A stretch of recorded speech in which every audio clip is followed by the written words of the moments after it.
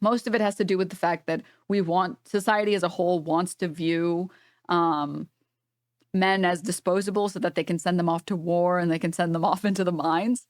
And unfortunately, once you talk about how men are actually also on a timer, it ruins that worldview and it allows us to infantilize men and allows us to build the lie that, like, oh, girls develop sooner, like mentally, like they just grow up sooner. And it's because we want to keep men infantilized. We want men to not think about their futures because we want to send them off to our war machine.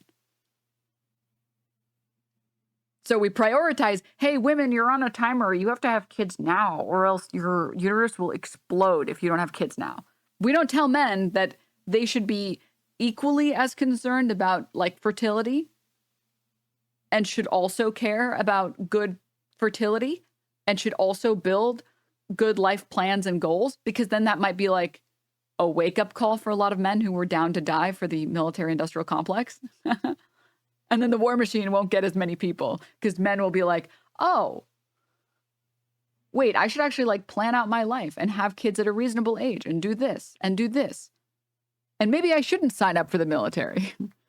Maybe I shouldn't consider myself dispendable or disposable and expendable.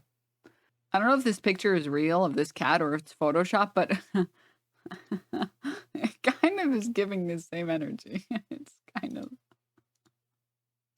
You must admit. Anyways, dating apps are dead. Let's see. Yeah, I could easily fucking... Okay. I know this might sound crazy and people might not believe this, but I've actually never downloaded a dating app. But apparently they're fucking awful. People hate dating apps now. So the other day I was thinking about dating apps, right? And I was wondering how they were getting on. And it turns out that they are not doing great. Jesus. I mean, again, like, I do feel like this is, again, COVID. This is like a COVID readjustment. I mean, these are effectively tech companies, and a lot of tech companies have had this happen. Bumble's actually down 92% since it first went public. And Match Group, the company which owns basically every other dating app, This is legal? Wait, what the hell? This looks like a monopoly to me. What the fuck? Yeah, is doing pretty badly as well. Wow. People are falling out of love with dating apps. Asmongold discovers the American economy. And this is affecting Gen Z in particular, who are becoming less likely to spend money on the apps. In fact, Forbes Health ran a survey and found that 79% of Gen Z respondents had reported experiencing some form of dating app burnout. Yeah, see, here's the problem, right? Is that if you're on dating apps, if you're a girl, like, I've seen girls' dating app matches, and it's like, this can be like a 21-year-old girl, and every 45-year-old dude that owns a Camaro is matching with her. And he's like, yeah, I got 3 kids. Yeah, bro. Yeah, I've got like 5 bumper stickers on my truck about Trump. Like, it's just, you know, all the... Well, that's because we've convinced men that, like, women love older men. But in reality, that refers to, like, very small age gaps. Basically, all of the data that we have on attraction on both men and women is that people prefer people around their age. But, and I think it's like, usually people are not even willing to date past a 10-year age gap. Like, that's pretty close to the maximum. But unfortunately, we convinced dudes that they all, you can put in 0 work, but you are going to age like fine wine as a man. Which is not how that works, by the way. If you put in no work into how you look, you're just going to look like an older version of yourself at 40. Like, did we convince them or did they convince themselves? I mean, I think it's a little bit of both, to be quite honest with you. IDK, I'm banking on it. I think you're going to be banking mostly on balding more than anything else. Okay. Not in an offensive or rude way. I'm just telling you, factually speaking, that's more likely to happen to you at 40 if you do nothing than aging like fine wine if you do nothing. No hate or anything. I like baldies as much as the next person. I'm just telling you that's the fact of life. All right? Oh, God. Tell that to all the freshman girls at my uni. I'm 32. I constantly get asked if I'm married or have kids. Are you sure that those people are hitting on you? And also, I talked about an age gap of 10 years. This guy is talking about 40-year-olds compared to 20-year-olds, which is 20 years. I've said already, I think people are willing to date within a 10-year age gap, but really not more than that. Mostly because past that point, your cultural backgrounds are so different. Like, have you tried to talk to someone who's like 10 or 20 years older than you? You haven't seen the same movies. You don't generally have the same hobbies. You don't have the same like reference points for comedy or humor or most like music. The generational gap is like real, which like you can definitely be friends with those people. But I think it's kind of hard to date past a certain age gap. Even if we remove any of the immoral or power dynamic stuff, we're just talking about pure attraction. You just like,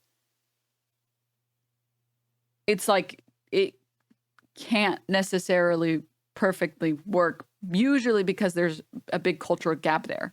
What was I trying to say? 1 second, I'm thinking.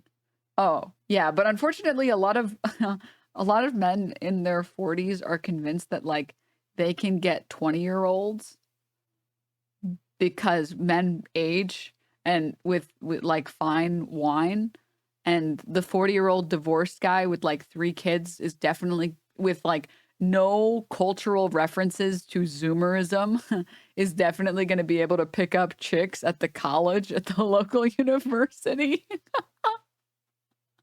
They're going to be like, hey, do you like John Bolton? And then the Zoomer's going to be like, that's not very Riz of you. I'm like,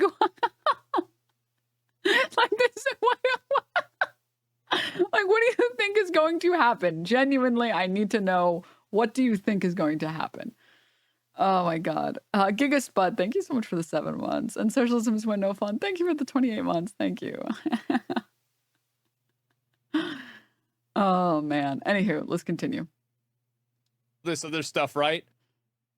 Only Leo can do it. Wasn't Leo recently exposed as being part of Diddy's freak off ring? Boom. You know, the wraparound sunglasses, it's fucked. Yeah. And like they'll message these girls and they'll say weird shit. And then like if you're a guy, it's really hard for you to get matches unless you're like probably top 10, 20% of like attractability. It's bad, man. I totally disagree, by the way. The number of dudes that I know who are like, they are average dudes, like very average looking. I'm not saying it in like a pejorative sense at all. I'm just saying like they don't have the giga mewing jaw. They're not like swole as shit. They're like maybe a little bit lean-ish. They're like 5'8". And they get so many matches on dating apps. Like I've seen their DMs. I'm like, oh my God, you are pulling, dude. What the fuck? And then I look at their profile and I'm like, oh, your profile is fucking hilarious. Wait, I would match this. I would match this profile. This profile is fucking hilarious. Are you kidding me? You actually have like jokes. When the question asks, what's your favorite food? You don't respond spaghetti. You respond like amorphous blob that reminds me that death is incoming or some shit like that. And then you pull the goth bitches. Like you don't answer the questions with the answer that the question expects. You answer it with something actually funny.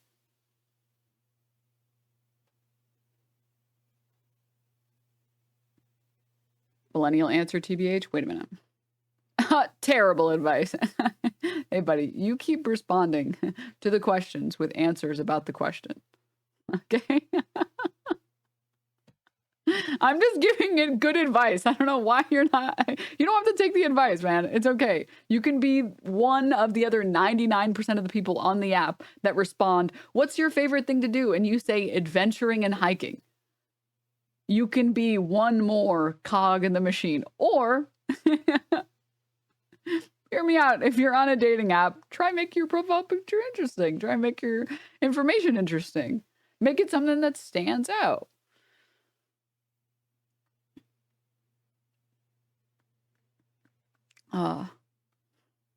Straight jorking it stuff. Stop. Oh God. Skeet shooting next to military bases. Okay, but you would pull so hard writing that. So like there's just different problems that like men and women run into. Like it's not like they have the same problems, but they both have Dr. problems. Felcher. And it's also become pay to win too. You might have even seen that the companies have resorted to some interesting marketing techniques. For example, Bumble got in trouble for some ads that they ran trying to convince women to no longer be celibate, I guess. You know, full well of Aleph celibacy isn't the answer. What's wrong with it? I just People Jesus weren't. Christ, professional problem havers. Who the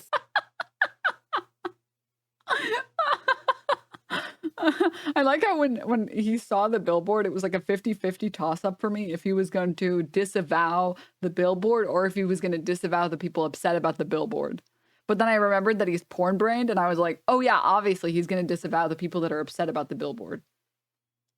fuck cares? It's weird. I mean, why? I don't. Maybe a little bit, but like, is it worth getting upset about or putting an apology out for? I really don't think so. Too happy with these adverts. Yeah. Now, this is a far cry from the promise that dating apps made for us. I mean, to be clear, like, I saw those ads and I was like, okay, this is neither going to impact my decision to install or uninstall this app. I am going to continue to ignore this app. And then once a year, I'm going to look at the app and then I'm going to close it. But I did see a lot of people that were like, I don't like this billboard because it's trying to convince people to have sex. And I was like, okay. When they first launched, it would be difficult to believe that around a decade later, they'd be launching $500 a month membership programs. Which, by the way, $500 a month is crazy. And the worst part is, this doesn't get you more swipes. It doesn't. It absolutely does not. It absolutely does not. 4.20 a month play site. Blazin! Pahiso, thank you so much for the 3 months. I could believe that. Yeah, I could easily fucking believe that. Because it's like, of course you want to do that. What the fuck? Well, it's just conspicuous consumption. So people that make a lot of money can, find women that want guys that make a lot of money. It's that simple. Are people that desperate? And then What? That's not what happens. That's not what happens. there's also like the thing is that people generally want to date inside of their income stratosphere. Like obviously for guys, it's like, culturally, right? It's like more acceptable. Like the guy makes more money than the woman, but like men and women both want to date somebody who earns around the same amount of money that they do. Right. So there isn't the perspective worry of an ulterior motive. I mean, it just logically makes sense, right? We tried to understand how we ended up here. We maybe can come to some interesting conclusions, not just about these apps, but maybe about human relationships more broadly and the assumptions that we might make about each other. Yeah. The first thing that's worth explaining is that the decline of these apps is in large part a signal of broader trends in technology. Yeah. There's this idea of enshittification, the phenomenon of online platforms degrading the quality of their services. You know what the Twitch app is? The best fucking example of this. The Twitch app is so fucking bad for this. Straight up though, this is a based opinion. Usually when it comes to, like, I would say actually Asmongold is like a 80% accuracy rate on Twitch takes because he spent so much time as a Twitch streamer, so he actually knows a lot of the problems with Twitch and the good things about Twitch. I mean, his take on like booby streamers and his take on Like the censor bar meta was like, yeah, man, if you open the rules up, people are going to take the rules to the limit. That's on Twitch to like fix. I don't give a fuck about like any of these people. And if you're mad about this, but you're not mad about any of like the inappropriate content or edging on inappropriate content that's on YouTube or Twitter, you're just mad at these particular women, which is like based as shit. I will say the Twitch app on mobile is trying its hardest to be TikTok, and it will never be TikTok, and it sucks, and I hate it so much, and I want them to change it so bad. And shitification, yep.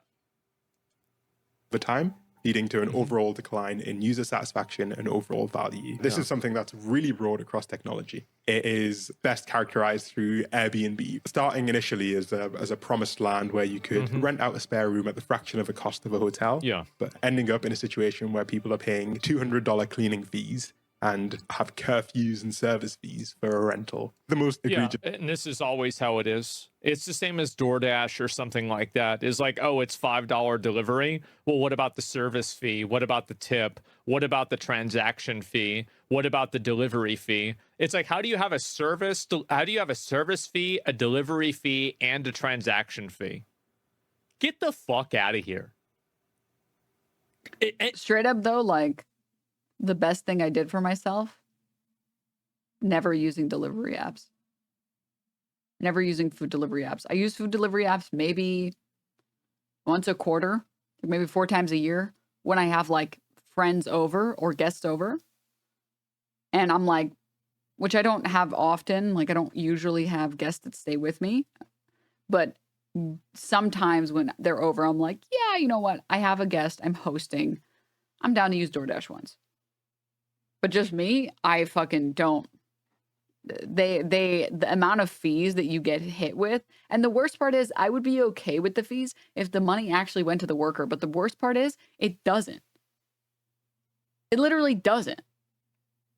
And even worse than that is the food comes cold, and half the time it's like bad.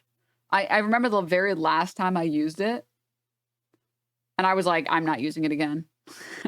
I had an order from Taco Bell. Let's go Taco Bell. And I got a Crunchwrap Supreme. Let's go Crunchwrap Supreme. And there was no beef in my Crunchwrap Supreme. There was like I know nobody's Crunchwrap Supreme has beef anymore.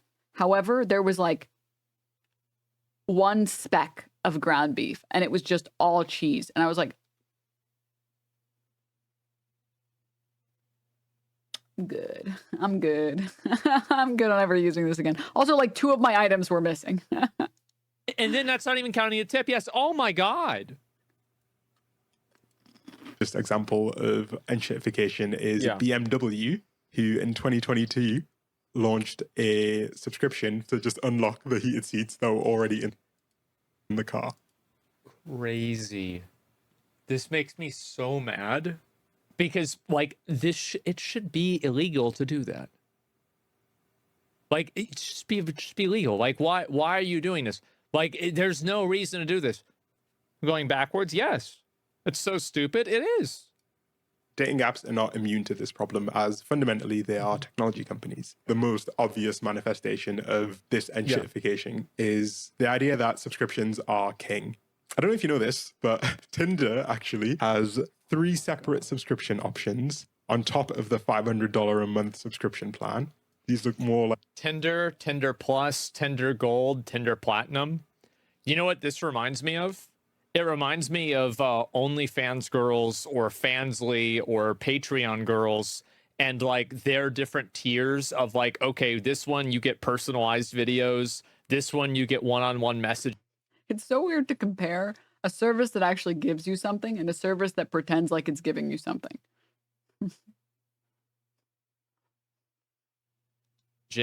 This one you get, you know, like everything else, right? This is nuts, man. like insurance plans than dating apps.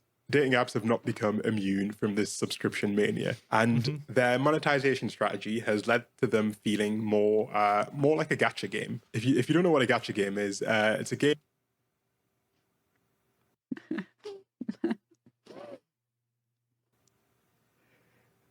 Yeah. Yeah, that's This man always seems to know more about OnlyFans than I do. I promise you, Asmongold spends his disposable income on 3 things: food delivery, video games, and OnlyFans. I promise. I could see that. Game that uses like a loot box mechanic where players buy in-game currency and use it to gamble effectively. In fact, Tinder actually rolled out its own in-app currency that you could use to buy special features that would increase your chance of finding love. Yeah, skip the line, be the top profile in your area for 30 minutes to get more oh my God. Bro, this is nuts. It's a very overt shift towards gamification, towards implementing. Asmongold put so many OnlyFans girls through college. Where do you think his millions go? Stop. And game-like mechanics in a non-gaming environment. Yeah. The literal CEO of the parent company of Tinder is a man named Bernard Kim, who was the former president of Zynga. If you don't know, They make games. who Zynga are, they are the company that is responsible for all of the worst mobile games.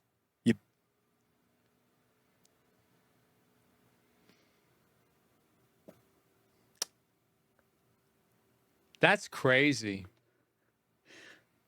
Wow. Bazinga. What a coincidence. Damn. How about that? You know, the ones that look like this, right?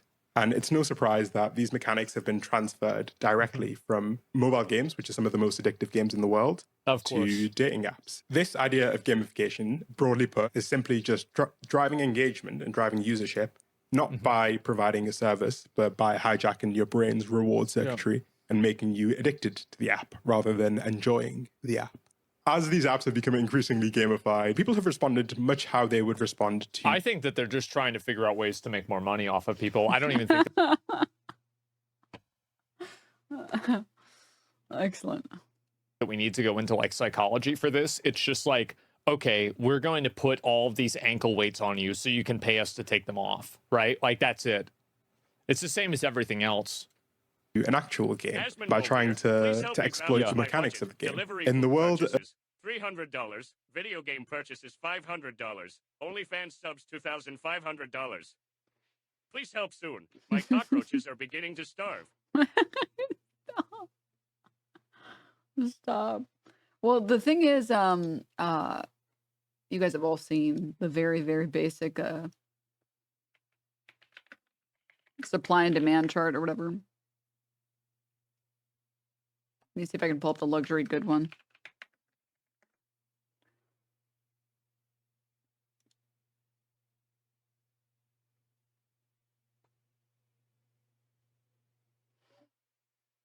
Well,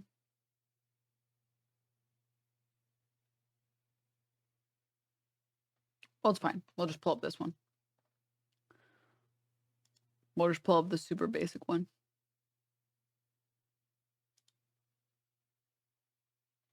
Oh, wait, actually, it's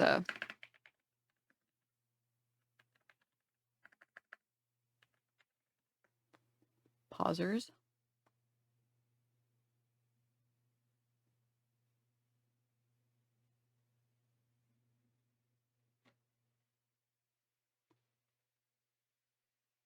I'm struggling to pull up the exact chart that I'm looking for, but I'll make it short.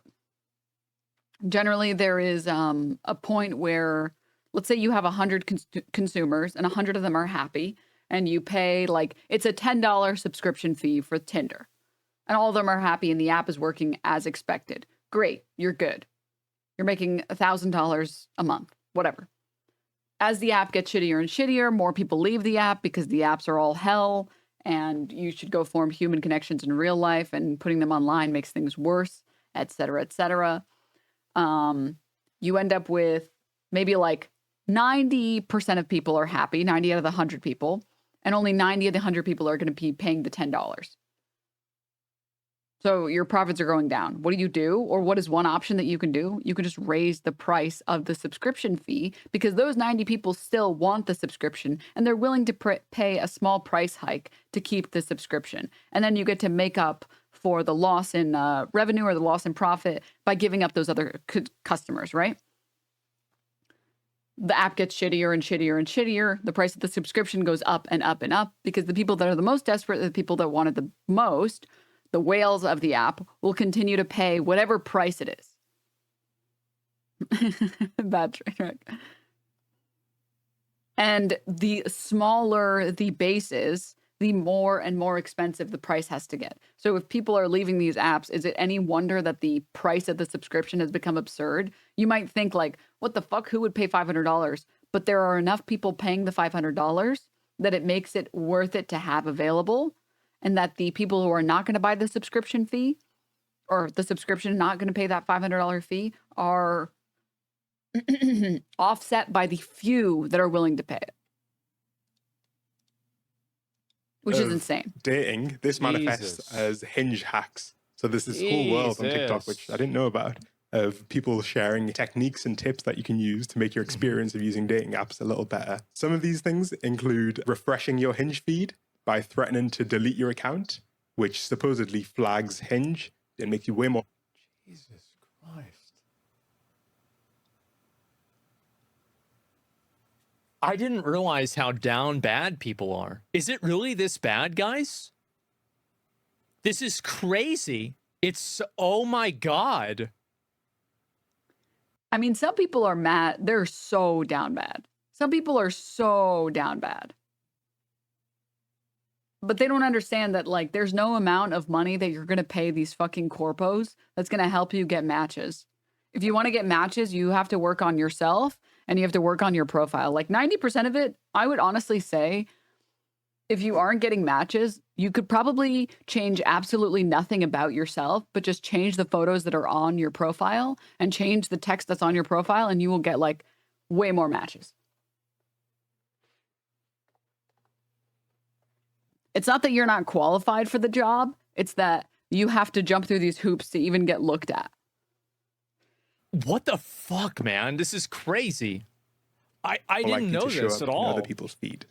Other people's decisions have been things like choosing to use AI wingmen to create a profile that is optimized for these algorithms. Oh God. Yeah, so people were talking about how they wanted to make AI versions of themselves to talk with people so they could filter out bad matches. Change your picture with a base to a picture with a pack people G.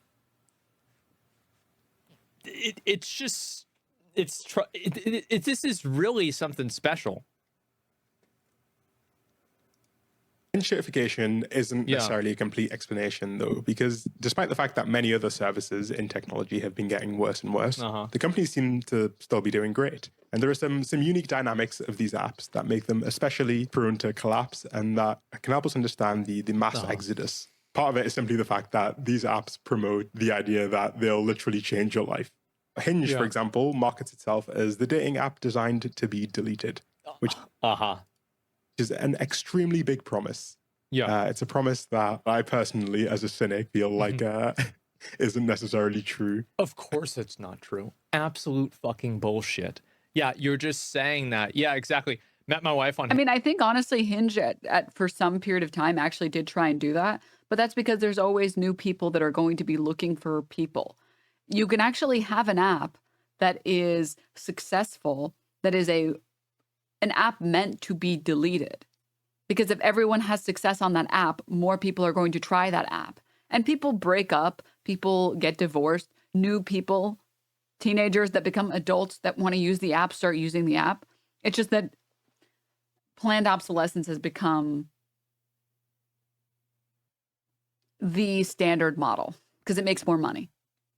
You should do a chat advice type segment for subs where you help with profile advice. Honestly, genuinely, I want to. Hinge been married 2.5 years now. Oh, there are a lot of people that have had success stories with dating apps. Like I know people that have personally. So it's not like it's uncommon, but it's not like it's also super common either. Hinge is owned by a $9 billion company. Yeah, of course it happens. They want you to delete any of their apps.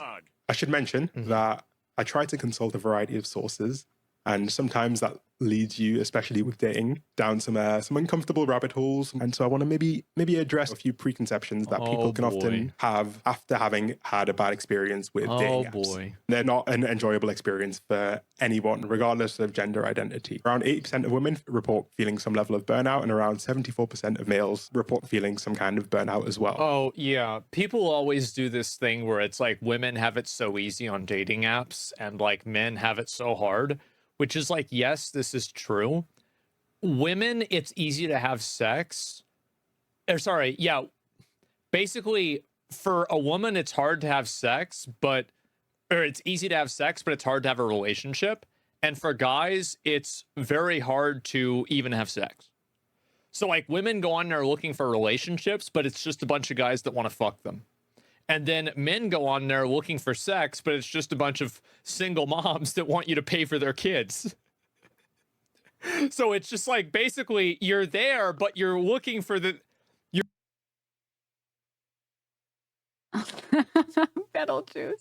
The people in chat being like, true. I know 50% of the motherfuckers writing true haven't even gotten one match. Oh my God.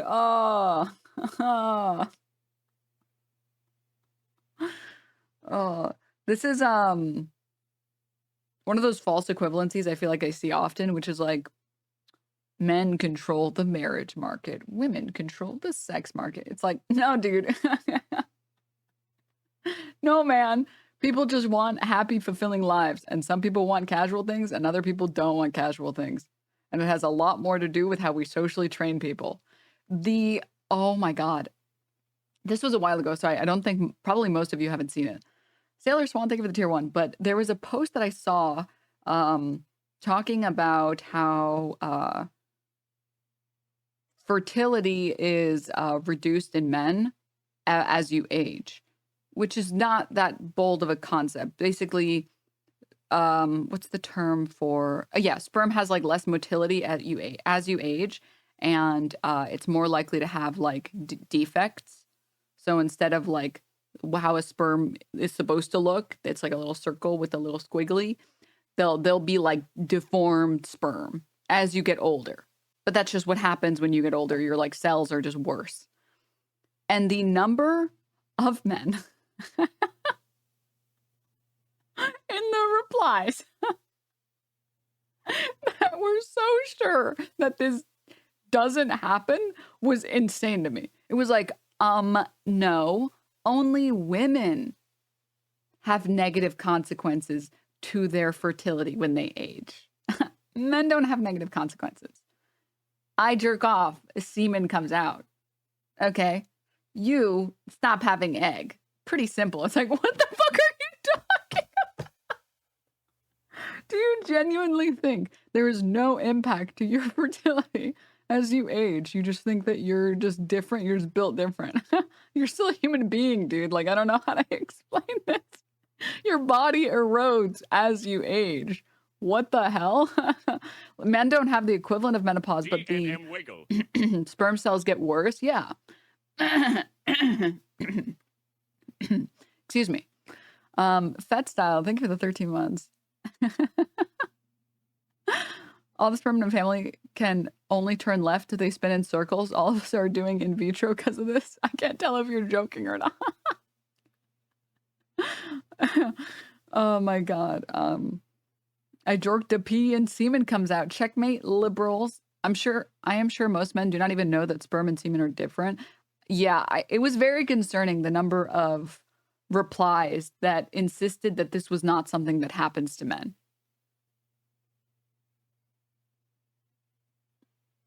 And that there are no negative side effects for men if you choose to have kids later. It's just not factually true. It's just not factually true at all. There are negative side effects if you choose to have kids later. I don't think you should take this information and be like, well, I got to go have sex now and have a child now at 20. I'm not saying that. I'm saying I think it's a fair trade-off. And I think 30, 40, whatever, it's a fair trade-off. The side effects are still small, though. They're not. They're not. Israel, that's like My 7-year-old dad has 3 healthy kids under 10 years old. I mean, my mom had me when she was 39. Like, that's an anecdote, right? Both of these things can be true, but this is not talking about like the general statistics that show that fertility is worsened in men that are above 30 or 40. I'll try and find the article about it, about how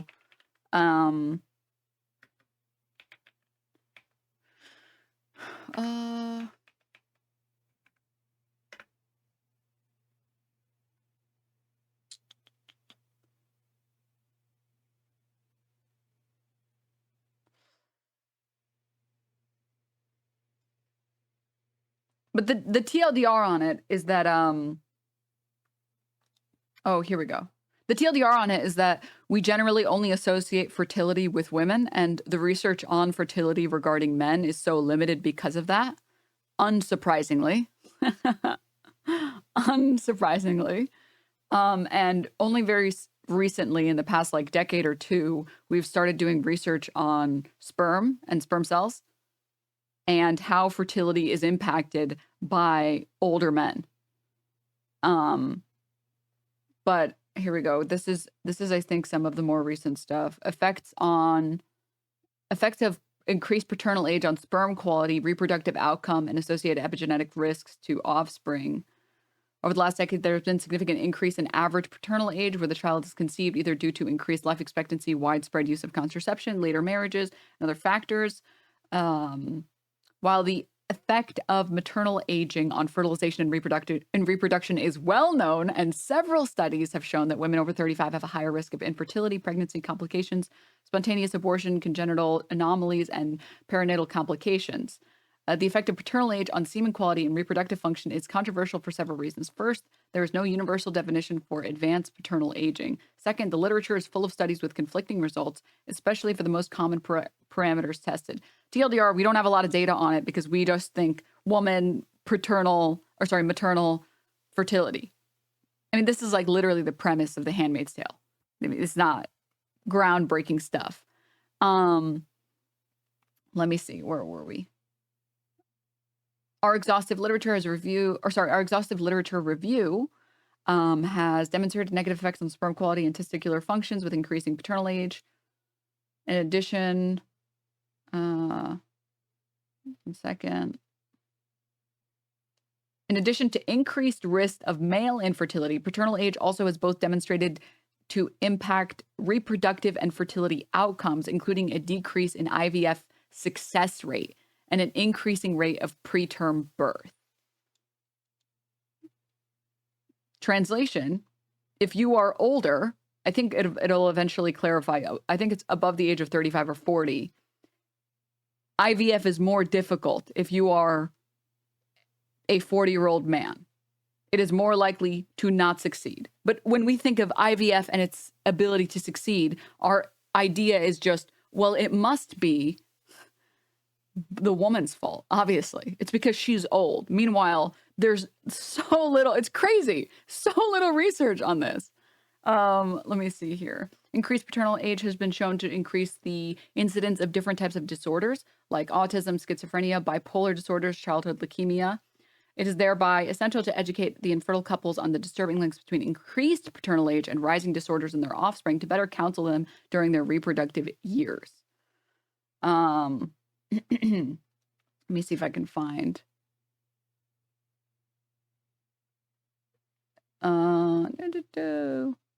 Historically, we've just only talked about sperm count, which is why our information on this is so lacking. And everyone is only focused, most of the research we have only focuses on when your sperm count starts to decrease, but it doesn't actually talk about the deterioration of the sperm. It only talks about the fact that you have less of it. But here you can see that there's like images as well. Like, I'm trying to see if I can find some of it.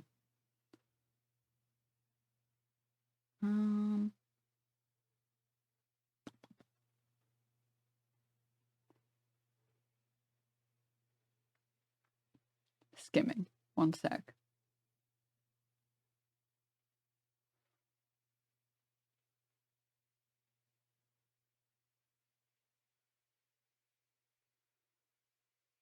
And then here we have sperm DNA damage, which happens as you age. is associated with lower probability of conception and a longer time to conception, which I feel like is important research. And it's kind of crazy that we don't have this research, by the way. That, like, it seems obvious if you're an older man, you are going to have more difficulty conceiving. And you can go, if you're like an 70-year-old dude, you can go find like a 20-year-old chick and you would probably still struggle to conceive relative to you at 30 years old. But like, it's just, we have so little research on this, which is insane. Positive correlations have been found. Positive correlations have been reported between increased sperm DNA fragmentation, reduced motility, and ART outcomes, leading to lower pregnancy rates and higher miscarriages.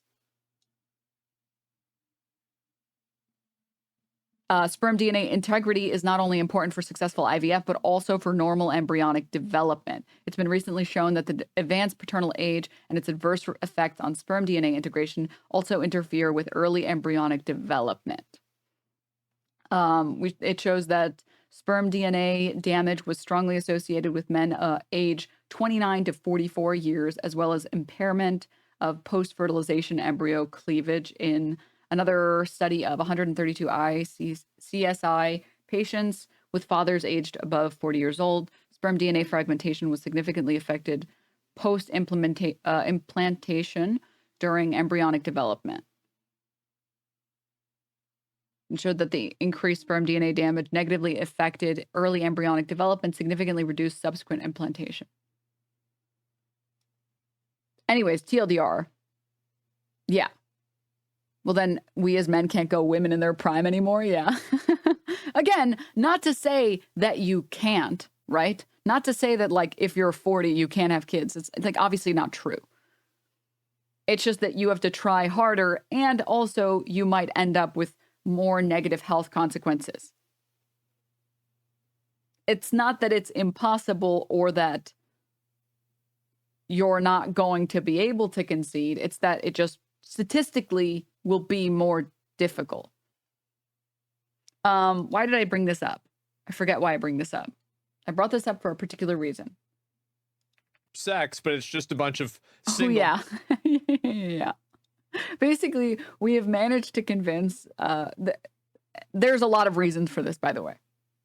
Most of it has to do with the fact that society as a whole wants to view men as disposable so that they can send them off to war and they can send them off into the mines.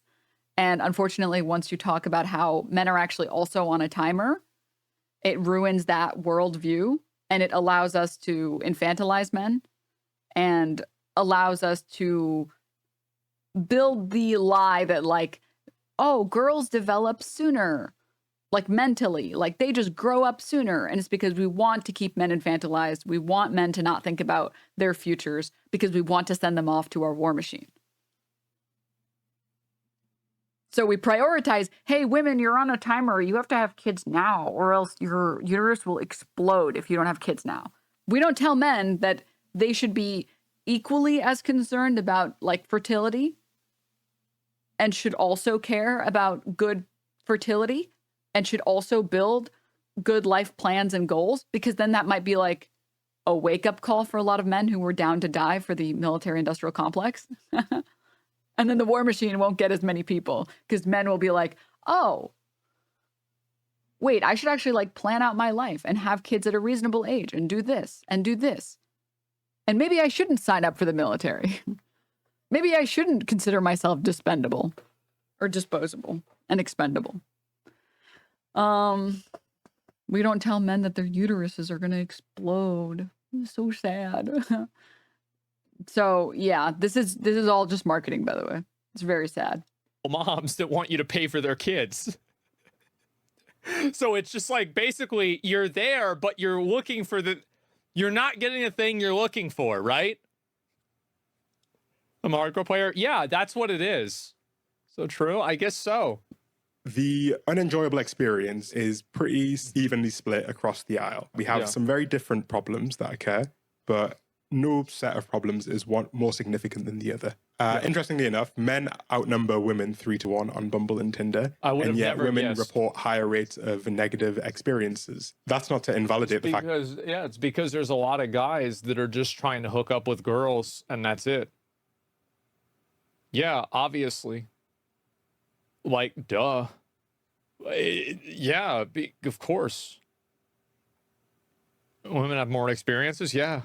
That men obviously have incredibly high rates of negative experiences, Exactly. but rather to emphasize the fact that nobody enjoys the experience of dating apps. Yeah. The grass isn't greener on anyone's side. Men are far more likely to experience feelings of rejection, feelings of being ignored, whereas it seems like the issues that women report are more, well, they're different. They're different at least, right? So a 2023 survey found that over half of women under 50 who'd used dating apps had been sent a sexually explicit message that they didn't ask for, which I'm amazed that it's not higher. Yeah, honestly, yeah.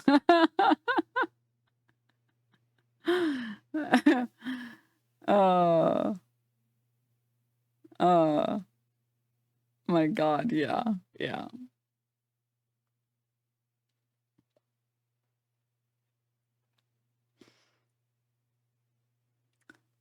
I've had dates from Hinge ask me about my marriages and finances first date. Once I tell them I work part-time because I'm getting my degree in biology, but I make $60K full-time in a medical lab, they stop texting. There are shallow men and shallow women on there too. Oh, for sure. I mean, for every like dude that gets on there and like refuses to, well, like, sorry, let me specify more clearly.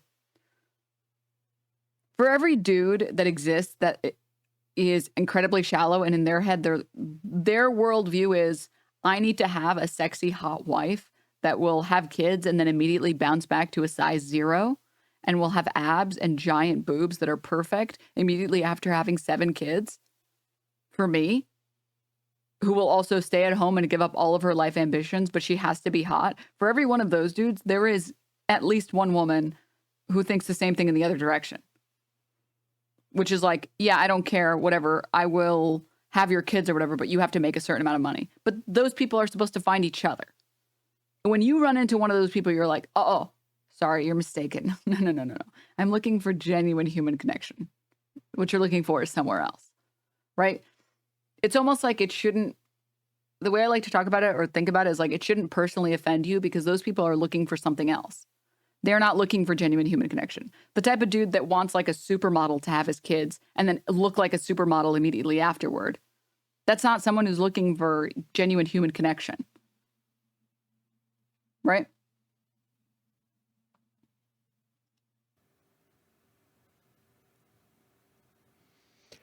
As I said, if you're a guy and you can stop yourself from sending unsolicited messages with pictures of your dick to a girl, you've automatically beat out 20% of guys.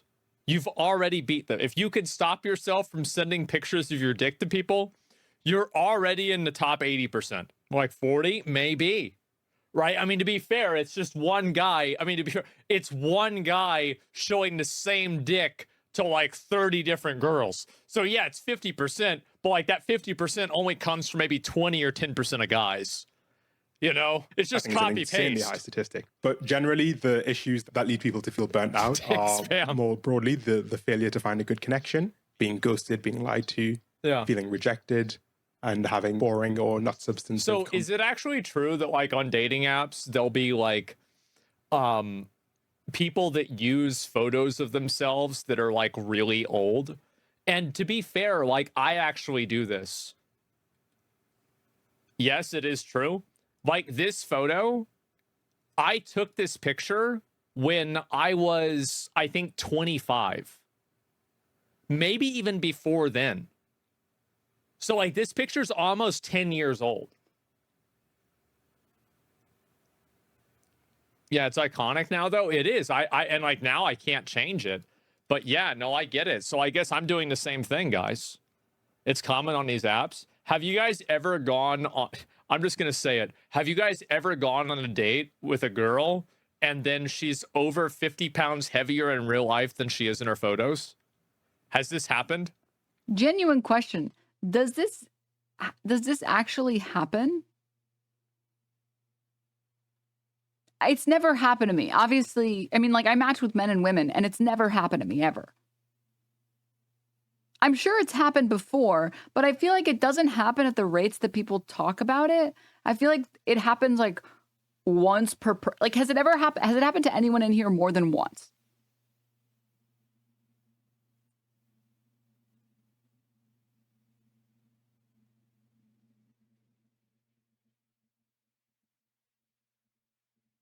To all the people saying yes, it's happened to you more than once? To you personally, more than once, that someone has been 50 pounds heavier than they said they were?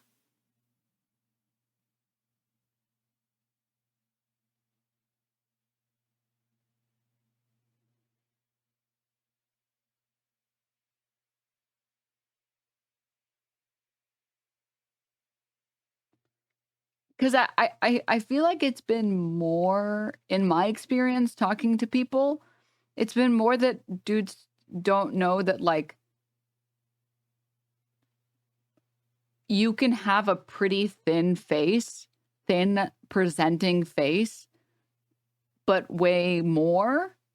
And this happens more often than you think because how much fat is stored in your face is totally genetic. I'm talking about like, there is a picture of someone's full body and they're obviously 50 pounds heavier. Not like a picture of someone's face and then you match and then you finally see what they look like fully. That's what I'm talking about. Or they tell you I am this weight and then they say that they're a different weight. I'm talking about that. I'm saying like explicit lying, not there aren't enough good photos to tell. Because I just don't feel like people are doing this much lying. I don't feel like it's a good long-term strategy. I'm a no now. Okay. Not to say that like I don't know, it's 50-50 for me because on the one hand it's like you should try and make yourself look the best that you feel like you can look, but also you should be honest or whatever. I don't know. People lie about themselves constantly online. How many times has it happened to you that you matched with someone and then told you I'm not like attacking anyone. I'm just genuinely asking because it just hasn't happened to me. But I've only been on like 4 dates. So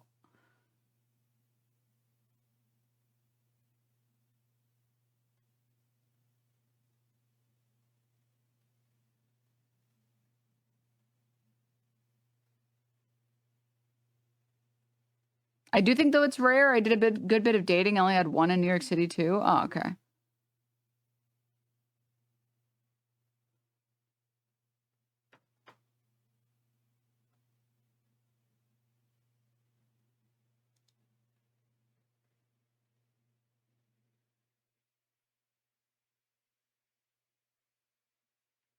Okay.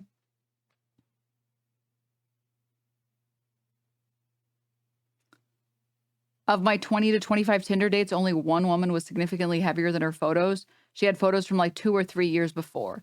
I feel like that's a pretty low rate. Am I wrong to say that? One in like 20 to 25 dates?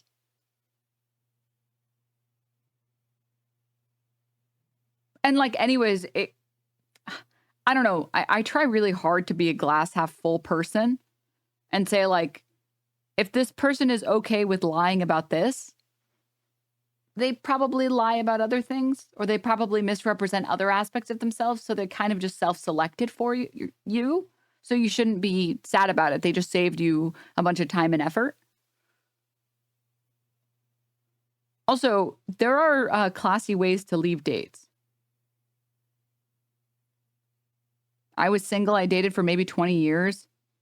I would say 75% of women misrepresent themselves online in one way or another. 33% of women who show up on the first date are much heavier than their pictures suggest. How are you matching with people?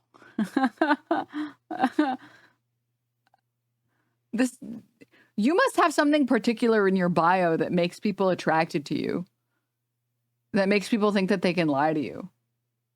You must have like a really normie hobby in there or something. That seems, compared to everybody else in chat and their rates in chat, it sounds like there's something in your bio that's making more people do it to you.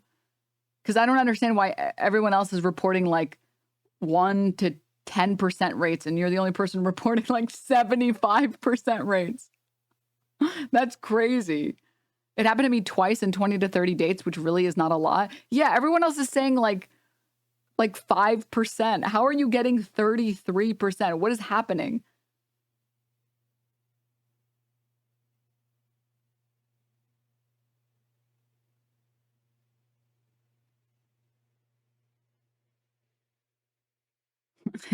Stop, Naomi. I was going to say like 1 in 20.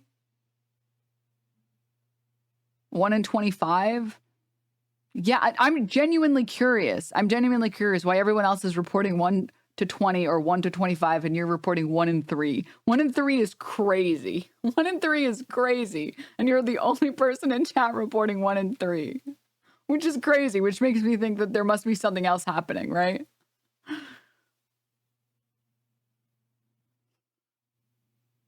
Wait, but this, wait. No, dude, I just have more life experiences. Plus, I'd never say this shit to them. I'm just very observant due to being neurodivergent.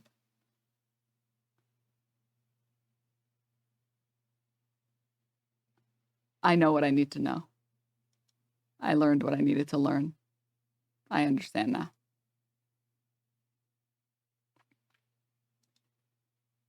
I got it. I understand.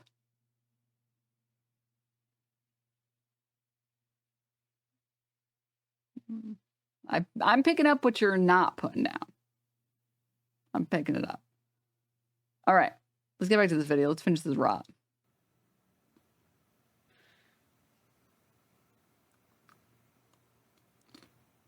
Man, it happened to me twice. Both times I just left. Bro doesn't want to jump on a grenade. That's crazy. I saw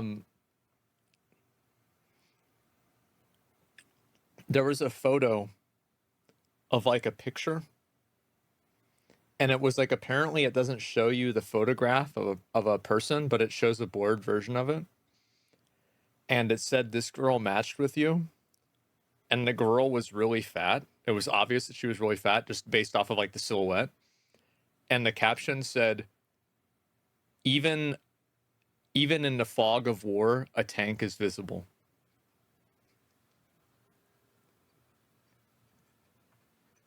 A photo of a picture. And I just like, bro, I saw it. Yeah, I lost my fucking shit, man. This is so fucking funny. Destruction, yes. I don't know where it is. I gotta find that fucking shit. It's on my phone somewhere. Yes. Oh my god. I started working at this company. I was talking to people with teams. Certain.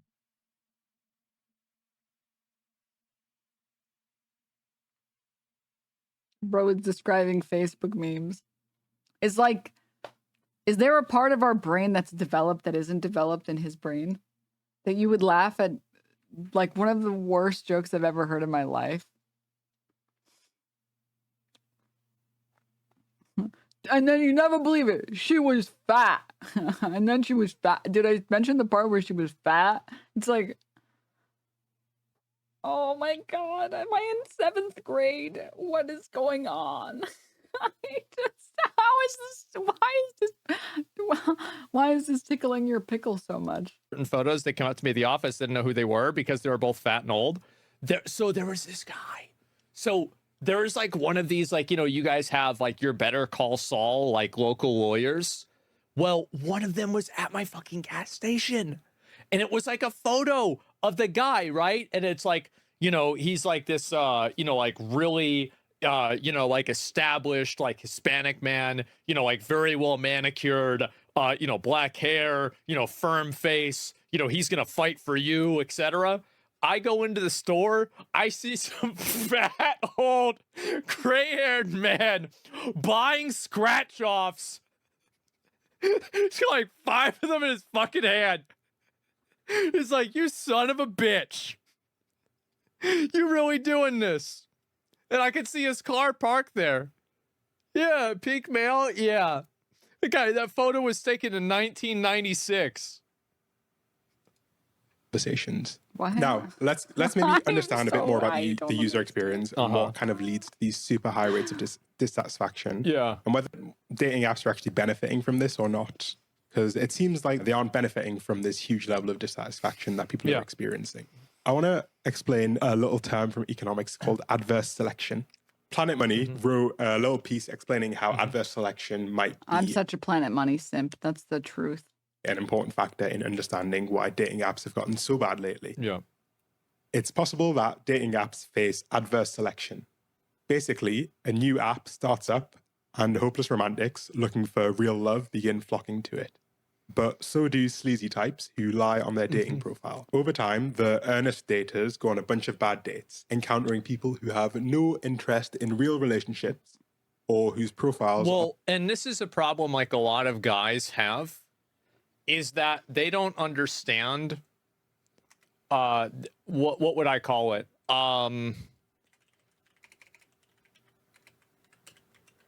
The vocabulary, which are the words that women use.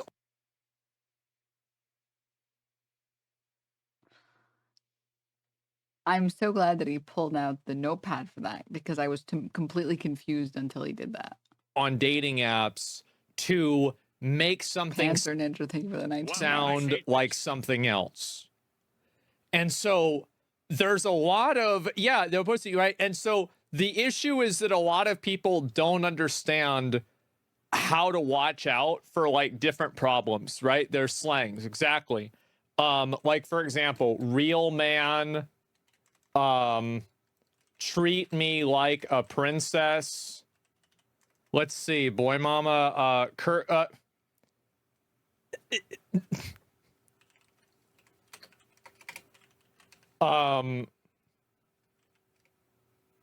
yeah, this can mean a lot of things. Quote from Taylor Swift. Or anybody else like that. Passenger, yeah, I was thinking about this, by the way. Okay. How do I explain that people on the internet have found out that normies exist? People who live on the internet, who haven't interacted with normies, found out that normies exist and have been trying to pathologize normie existence. Unfortunately, this is not vocabulary. This is just normie women and how normie women speak.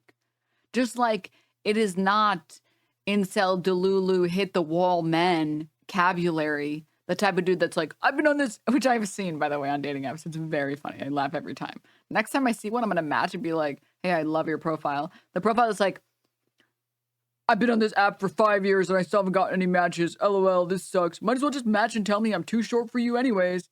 And it's like that for like 5 paragraphs. And the worst part is I've seen that more than once. That's not there. You don't have to pathologize that. That's just like a normie dude who's a total fucking pessimist. That's just like, I don't know if it's the median American, but it's one of the segments of normie Americans. Just like the women who write this shit. I'm sorry to tell you, the type of women who write this shit are not on the internet. They're not. And this is not a vocabulary. This is just normie women. That's it. That's what that is. A subset of normie women.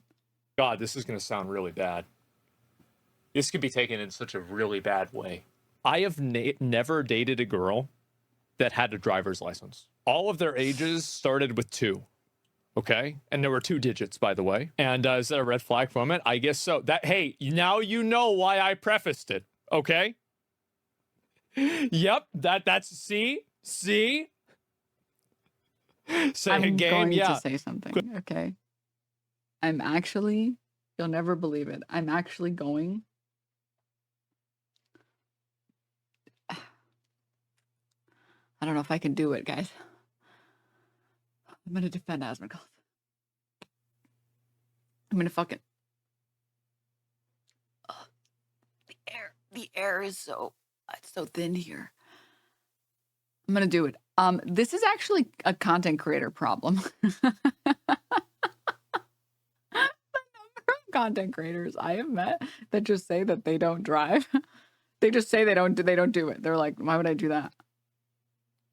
It's really high. It's really high. And it's been men and women. I'm totally serious. I'm totally serious with you guys. For anyone who doesn't know, I'm going to be vulnerable for a moment here, okay, guys? I did not have my driver's license for the longest time, except I had a good reason, which is I lived in New York. I lived in New York City my whole life, which is a fucking good reason. That, in my opinion, is valid because nobody drives in New York. There's too much traffic.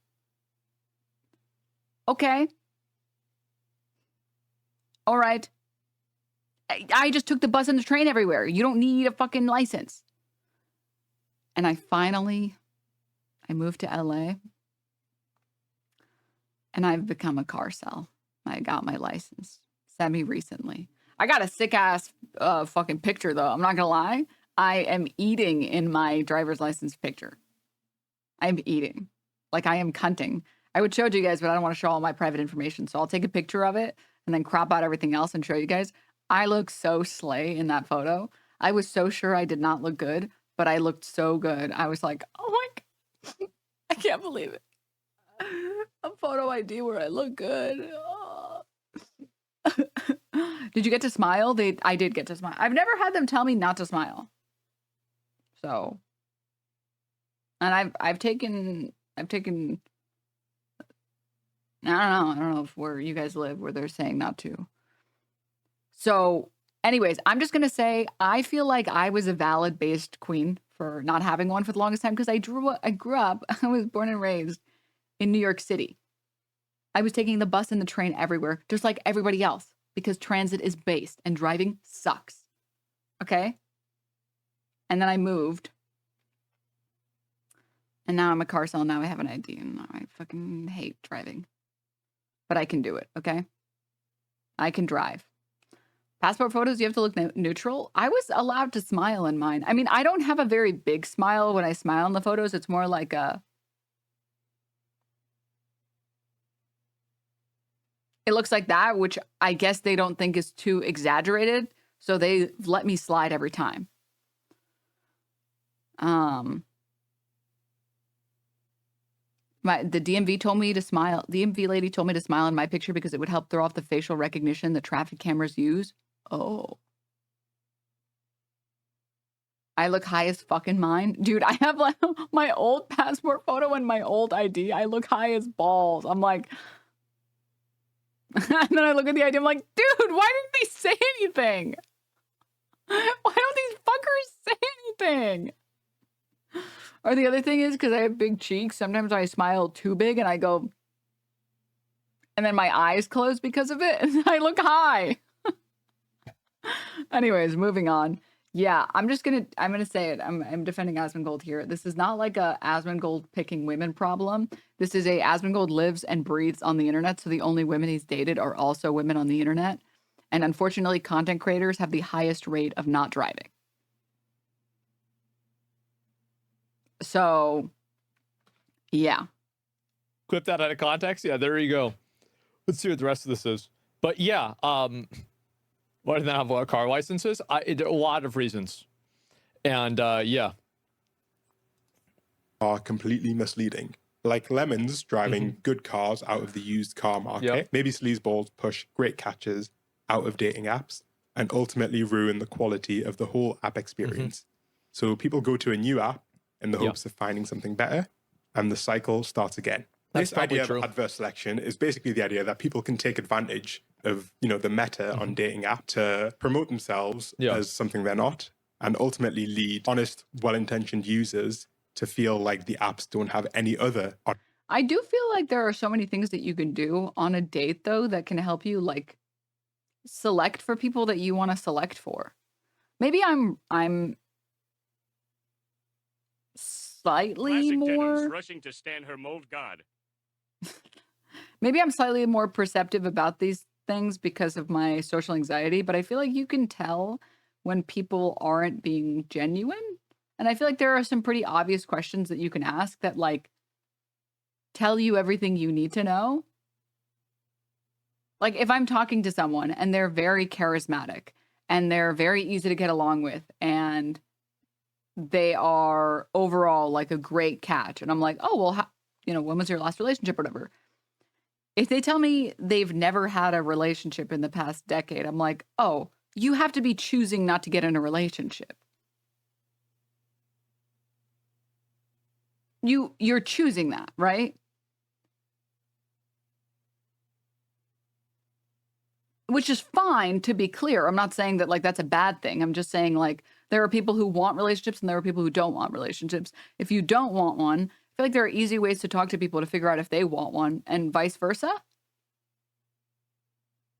And then the follow-up question would be like, oh, well, why aren't you choosing to have a relationship? But I feel like, I don't know, I'm not sure.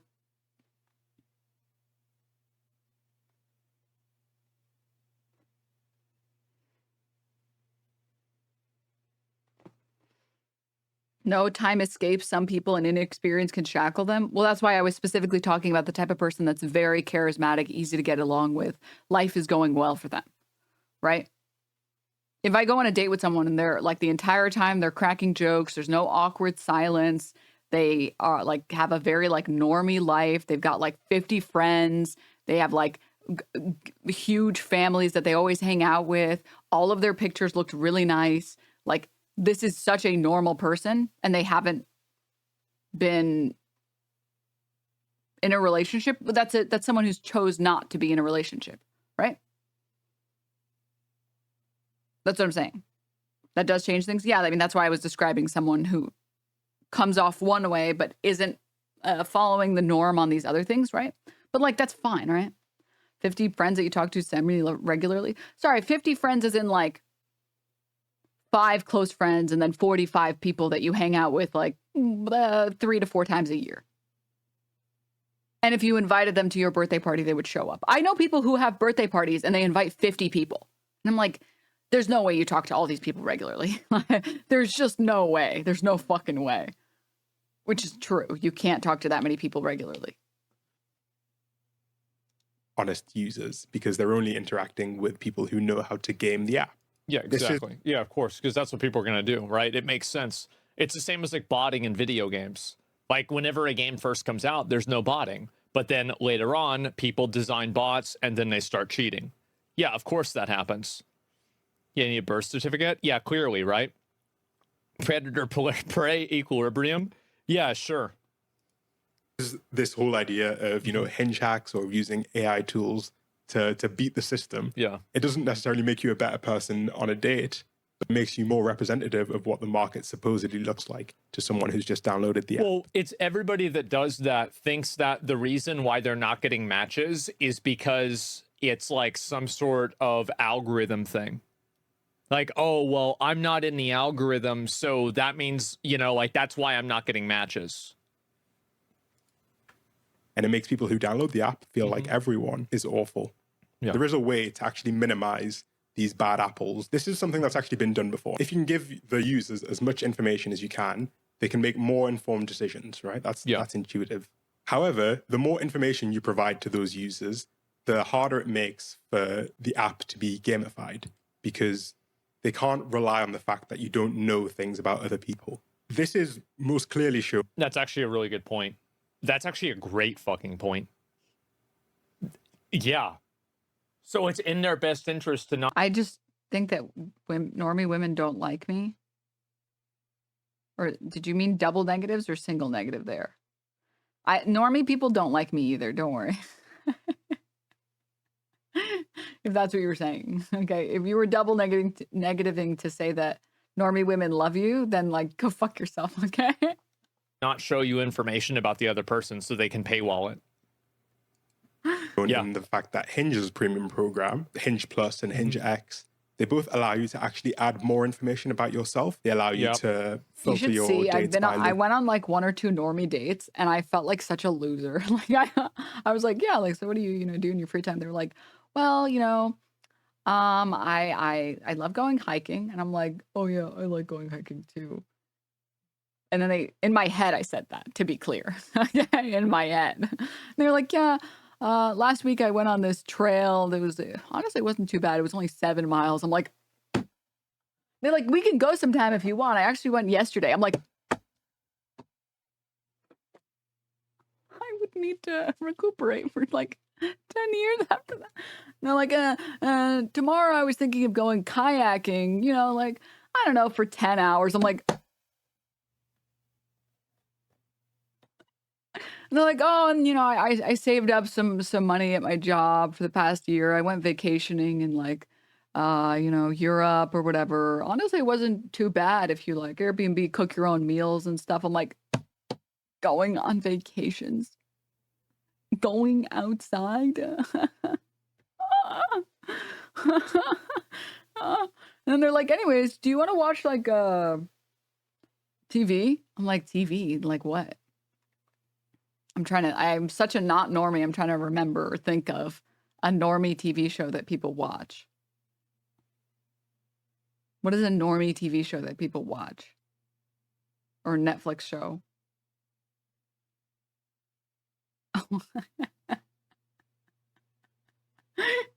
Yeah. These are some good options, guys. I'm not gonna lie. When they hit you with the, oh yeah, I really love Love is Blind, or like they hit you with the, oh man, have you seen Young Sheldon? I'm like, Bazinga, Bazinga. And I have nothing to talk about. And then they start listing directors and actors, and I'm like, I don't know any of these people. I don't know what language you're speaking. I can't understand. And then they pull up their phone and they show me a huck to a meme. And I'm like,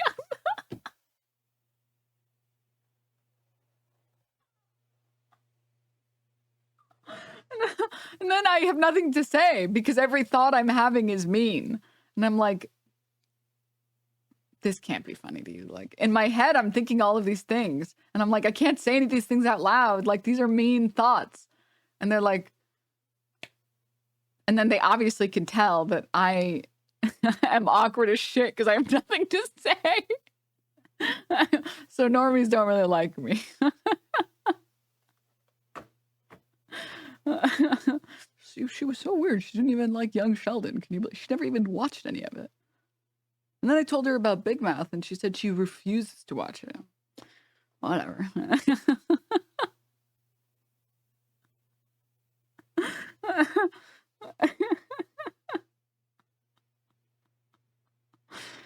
Oh man.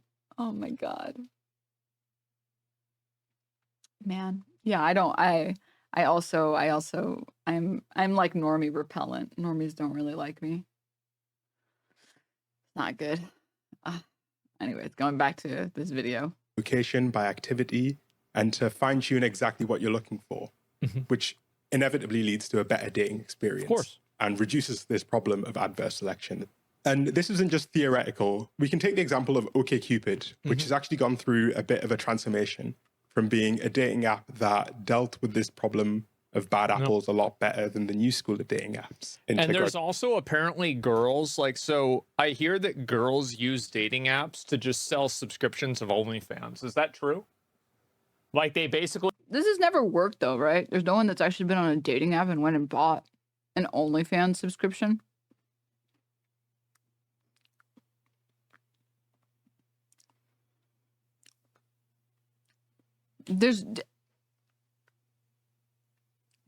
I feel like it's happened maybe once. It feels like, can I be honest? It's like the people who lose a Valorant game and then they post their Twitch handle in chat. Sorry if I'm friendly firing anyone. It's like, there's no way this is a successful strategy for growing on Twitch.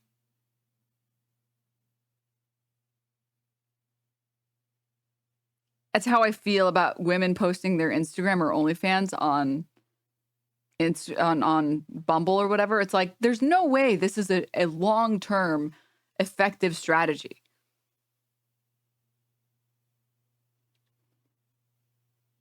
Right?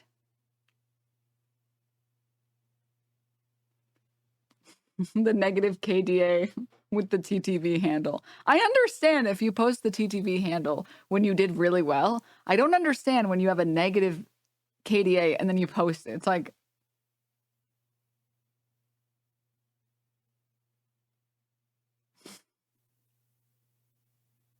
the click-through rate on that has to be like 0.00000001, right?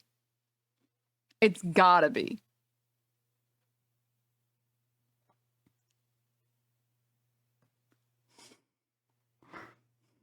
What if people want to tune in to see you cry over the loss?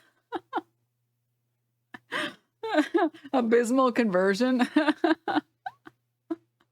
There is no click-through rate, motherfucker. It's making me copy and paste it from in-game chat to a browser. No thanks. They aren't even looking for a date. They're just looking to, like, you know, promote their OnlyFans. Is this true? Actually, I'm curious. How does one promote themselves in a non-sad way? You mean like Twitch streaming? You do it well and you do it consistently and you do it as much as you can. You find I mean, it's the same with any other business model. You find a market that's not too saturated. You try and be the best thing that you can be in that market. And then you become the best that you can be. And do it as consistently and for as long as you can do it. And then you wait until you have a break, a lucky break. There's no one that has grown their content Mike Frumpa is saying spamming their link somewhere else. Do a Rage Room stream with other guests, and I spammed you. Oh, I would love to, John. Oh my God. Thank you for the 30 months. I would love to do that. Also, don't put all your eggs in one basket. Kind of, yeah.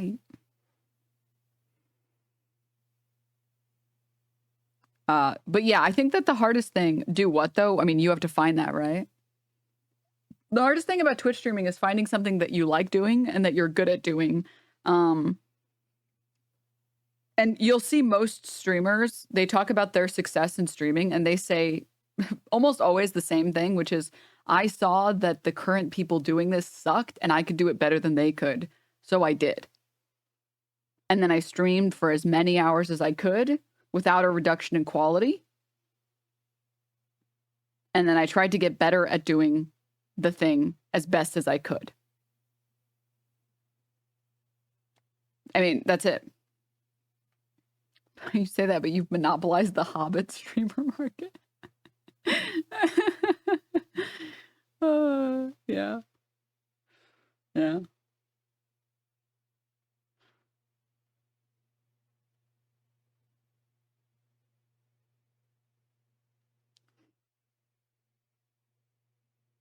Or just play what you enjoy and go on cam. Don't try to game the algorithm.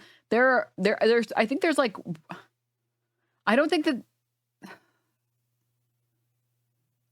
I don't know of a single Twitch streamer who grew on Twitch and became, and I'm calling successful as like, you do it as your full-time job. I don't know of a single successful Twitch streamer that their approach to streaming was casual and that they just got on cam, played, and then became successful. Every single Twitch streamer that I know of that became successful put a lot of heart, soul, and like energy into becoming successful. And I'm talking about growing on Twitch from Twitch. Asmongold? No, Asmongold he's literally said, I saw that there was no one streaming MMOs well, and I thought I could do it better than these people, and so I started doing it. PewDiePie grew on YouTube, not streaming.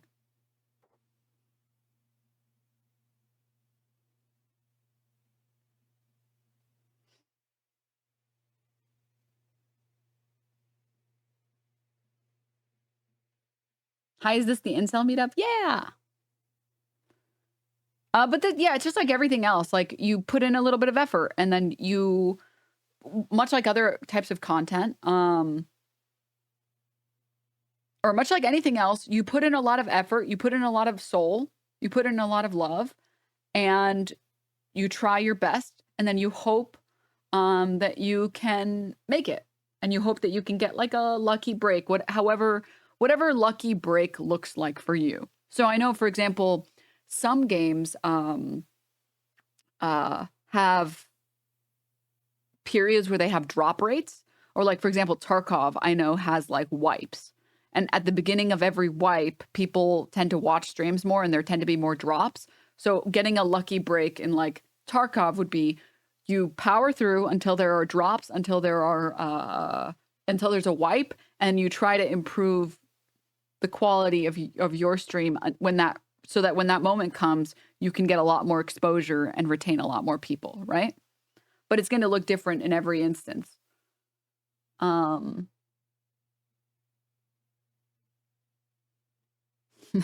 grinded so hard he didn't have time to clean, thus letting a rat and roach kingdom flourish in his house. Use this as inspiration.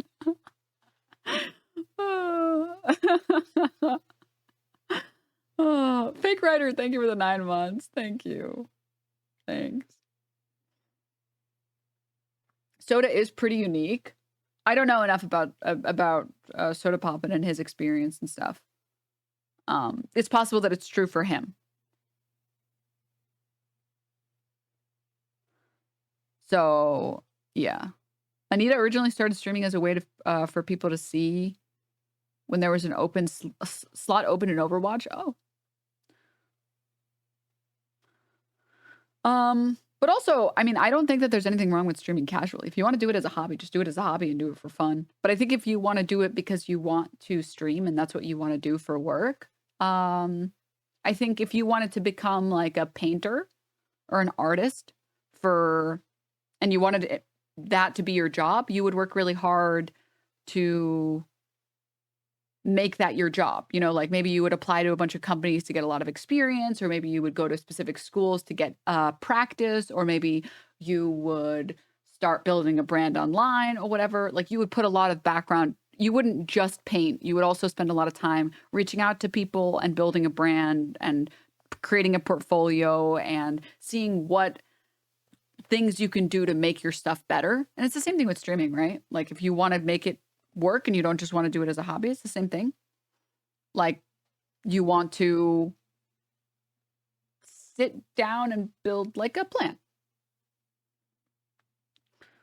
Now you think your streaming success is your ally. Stop. Oh God. Oh, Tegan, thank you. In Soda's case, it was because he was literally one of the first to be live streaming online. He's successful because he was a first adopter and he happened to be good at it. Oh yeah. That actually would make a lot of sense too. Yeah, first adopters of things tend to be, because they're the first people doing it and they're doing it often and there is no alternative, you can build an audience and then you just retain it. The early adopter buff is huge, yeah. But I don't think that like the time has passed for really any content platform. Maybe like Threads. I don't think you can really grow on Threads. But anyways, can we try and finish this video? There's only like... I pressed play and then I immediately paused. Okay, we're not pausing. And Instagram, yeah, abso-fucking-lutely, that's nuts. Or escorting, that's true. Yeah, it could just also be escorting, right? It's like this girl that's like, oh yeah, I just do OnlyFans and I'm here to promote it. Oh wow, I matched with somebody that has a $500 a month plan. Yeah, let's see what he's doing. Actually becoming another Tinder clone. I found this comment Yeah, it's a good someone point. who described their experience, and I think it captures quite well what's going wrong with these apps. OkCupid used to be really great before they were sold off to Match. Match is the company that owns Tinder and Hinge and all of the other ones. It was a pretty simple concept that worked really well. Start people off by forcing them to answer at a minimum like 25 matching questions around things like politics, religion, handling money, hygiene, etc. core factors that people would consider when dating, essentially. But the kicker was that you also got to specify how you would like your potential match to respond to the same question. And you got to weight that response based on how much you cared about that particular question. After about 25 questions, you could always get a large enough sample size to match people, but it worked best at matching people that had answered over 100 questions each. It was What like a surprise. magic. Anyone with over an 80% match on that site always ended up being a surefire, amazing conversation. Well, they had to get rid of that. Yeah. Then now. At Denims, I'm broke. I live at home, still do reasonably well on dating apps. Maybe these guys are just lame. I mean, you would be, I say it all the time. You'd be surprised to find how much of dating apps is just like having interesting photos and interesting text in your bio. That's like 90% of it.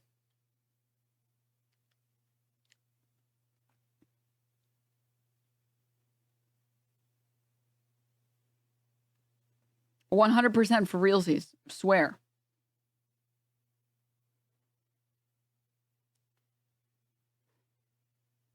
Can't we just throw money at the problem? I want to pay to win. Now you can't make any money off of them. Person is describing. Don't forget that having a dog in your picture is like a 10x multiplier. Why is everyone spamming 5-ish? What about a cat? I mean, a cat would also work as well.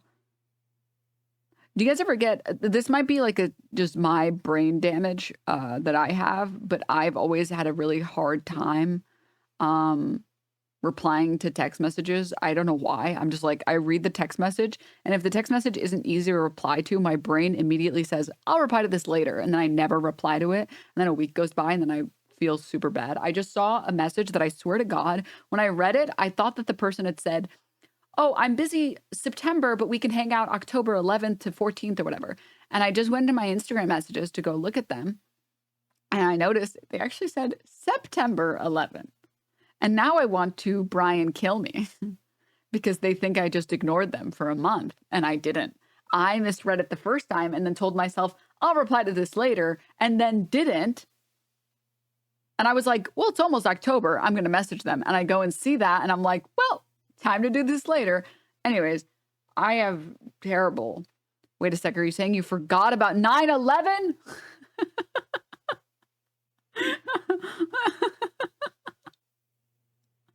I'm sorry. Okay. I'm sorry that I don't practice 9/11. I'm sorry.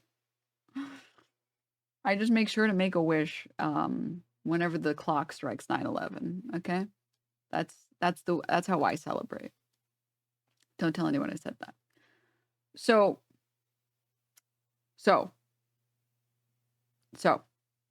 always remember. What I've noticed is, especially in the content space where a lot of people have a lot of fucking messages that they have to respond to, I try to craft my messages in a way that's really easy to reply to, because I know that my brain is damaged to the point where I can't reply to messages unless they're easy to reply to. So I will like straight up tell people, I'm kind of insane on this front. I will write a message and then I like look at it and I'm like, how can I improve this? As if I'm making like a resume. So like I'll like pick a restaurant or like a cafe that's close to them. And then I'll pick a time and day that's convenient for them. And then I tell them like, just let me know yes or no. Like I try to make it as convenient, to make it as likely as possible for them to reply. Because I know that I'm insane and I will not reply on time if the message isn't easy to reply to. For them, how about for both of you? Well, I want to hang out more. So I'm going to make it as easy for them to reply. If they say no, do you feel hurt? No, I just like shut off my feelings and go play video games. Like a normal person. Okay. Anyways. Why did I say all of that? Why did I say any and all of that? Oh, I think a big part of dating apps that people struggle with is that going outside to meet someone is so hard, and canceling plans feels so good. Feels so good to cancel plans, dude. Oh my God. The serotonin goes crazy. So if you are trying genuinely to win on dating apps, and by win, I mean find meaningful connections and people you like, think about what would be the easiest message to respond to, and then try and make your message that. Pretend like you are talking to the least interested version of yourself, and then craft a message that even that person would reply to. What the fuck? I hate canceling. What are you talking about, dude? Canceling feels so good. I don't do it out of principle. Like, on principle, I never cancel unless I'm sick. That's it. We need examples of this. Oh, I mean, it's the difference between saying like, hi, and saying, hey, I saw your profile. You took a picture. So this was a real message that I sent. I saw your profile. You took a picture with Rob McElhenney, the guy from Always Sunny in Philadelphia. And then I would say, what's your favorite episode? Or like, I would say like, rate the Nightman Dayman episode, right?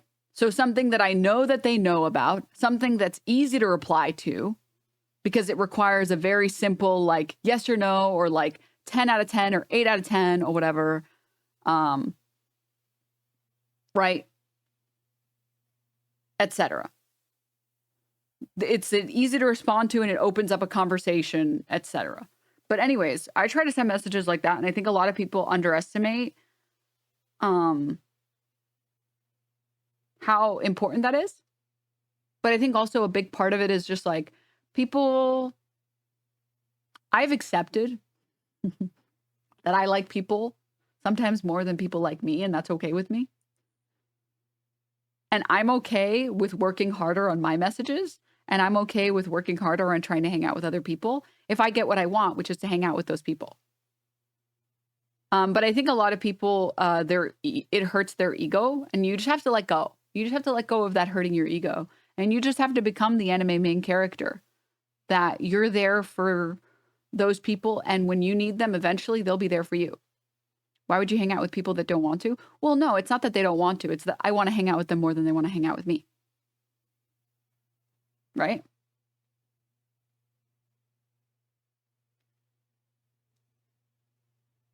And that's okay with me. It's okay. And for me personally, I'm okay with liking other people more.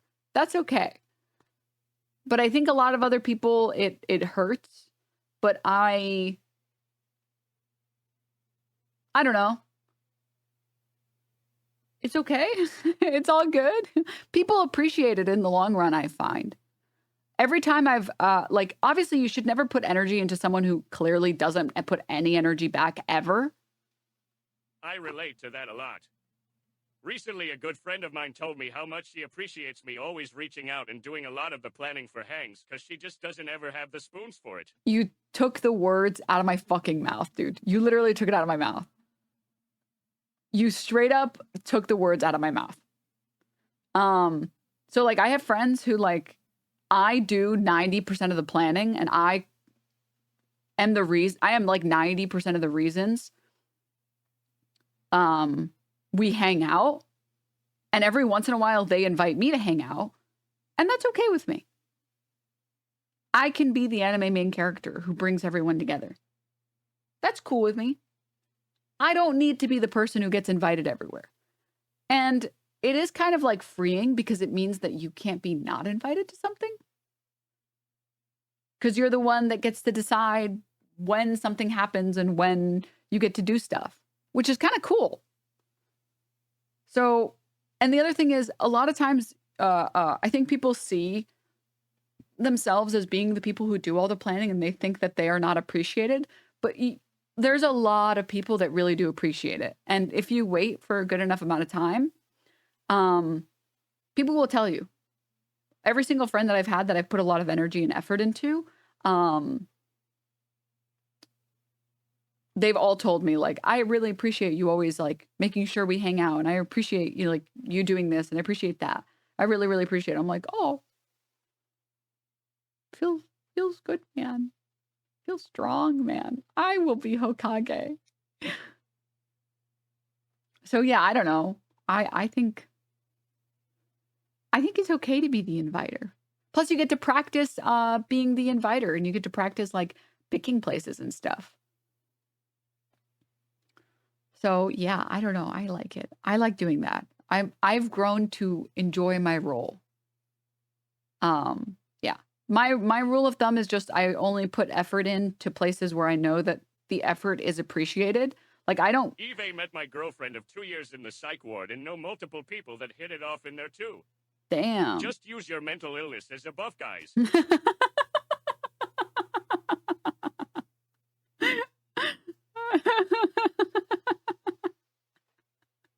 Straight up, dude. Straight up. Straight up. I feel so motivated. Oh, I'm so happy. Yeah, when you're the glue that keeps friendships together, low-key, it kind of does make you feel like the legend, okay? Low-key, it kind of does. But my mental illnesses are nerfs. Dude, if I can beat my mental illness, if I can beat my social anxiety. I had like a moment. Oh my God, it was so embarrassing. I had a moment of clarity the other day where I was, oh my God. I told you guys I started taking classes, even though I have a degree because I'm a fucking loser and I like school. And one of my classmates who normally is like pretty nice, I asked her a question and she replied a little bit curtly. And I had like this moment of clarity where my brain, its first response was to say, oh, she fucking hates you because you're a fucking loser ass bitch. Obviously, maybe you should be less annoying. And then I had another thought immediately after that, which was like, that's insane. That's crazy to think that. Who gave me this brain? Who did that? Who put this in here? Who did this?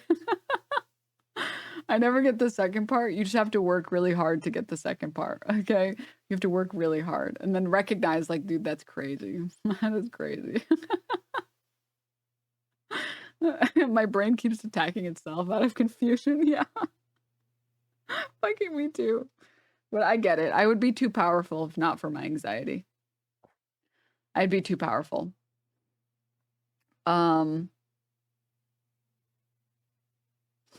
Yeah. Yeah.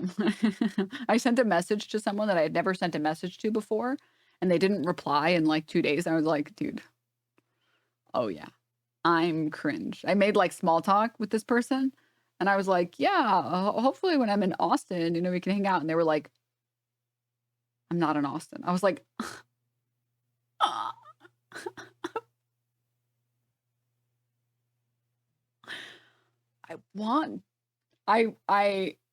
a part of me died. A part of me inside, it's gone forever. So I send a message. I'm like, hey, I'm so cringe. I was like, they're not gonna reply. I didn't literally send that. Don't say that. And then they responded. I was like, oh my God, they don't hate me. People are shy. Oh, they don't hate me. So basically your mental illness is fake, and don't let it fuck you. All right, man. You fuck the mental illness. Don't let it fuck you. All right.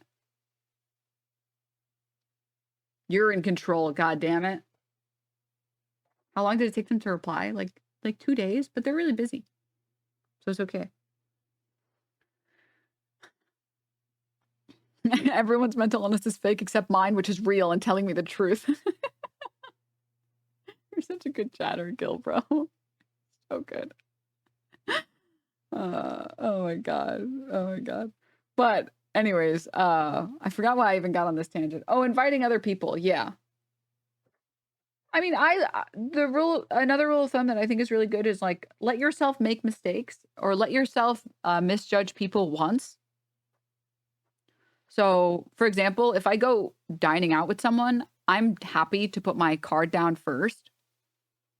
I don't want to do the awkward dance where like you're hanging out with a bunch of friends and everyone's like, oh, should we split the tab? Or like, oh, like, can I Venmo? So I just put mines down. I'm getting points anyways. It's all good. And then the people who never offer to Venmo, I stop putting my card down. And the people who consistently always message me and say, hey, can I Venmo you? Hey, tell me what your Venmo is. Tell me what your Venmo is now. I'm happy to put my card down. I'm happy to put my card down every time. And I'm down to learn the lesson once, like that, oh, if I put my card down in front of this person, they will, or like, sorry, more specifically, if we've already decided, oh yeah, we're going to split it. And I'm like, yeah, we can split. You guys can just Venmo me. And I put my card down and I never get any messages about it. I'm like, okay, in the future, I should be more aware about that because I hate messaging people being like, hey, can you Venmo me $20? I think I'm too Arab to ask that question. I can't do it. I'm too anxious to send that message. So with those people, I always make sure we split it on the card. And I'm down to lose the $20 to learn that lesson the first time. But with other friends that I hang out with, I'm like, I know they're going to message me afterward and be like, send me the receipt. Tell me what I owe you.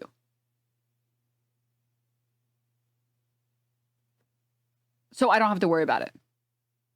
I don't have to worry about it. I can just put my card down and I know whatever they owe, they're going to send it to me. So need a couple good goons.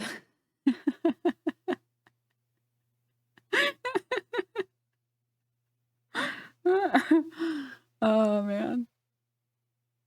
That's just spending $50 to find out the character of a person. It's worth it, IMO. I think so, too. I also think so. That doesn't mean what it used to. Yeah. Sorry, goon in the good one, boss. Not in the I'm pooping. If you don't know what that reference is, don't worry about it. It's not important. It's not important at all. All right. Don't even worry about it. Hello? Oh my God. Can you please play the you would be surprised to find? Maybe we'll do that as a special thing on Thursday. You are embarrassed to ask for $20 because you are too Arab. I am too embarrassed to ask for $20 because of a childhood of parents raising me to not ask for help. We are not the same. Also, I need $20. People shy. The fuck obsession. Oh, obsession. Oh my God. Oh, all right. Enough.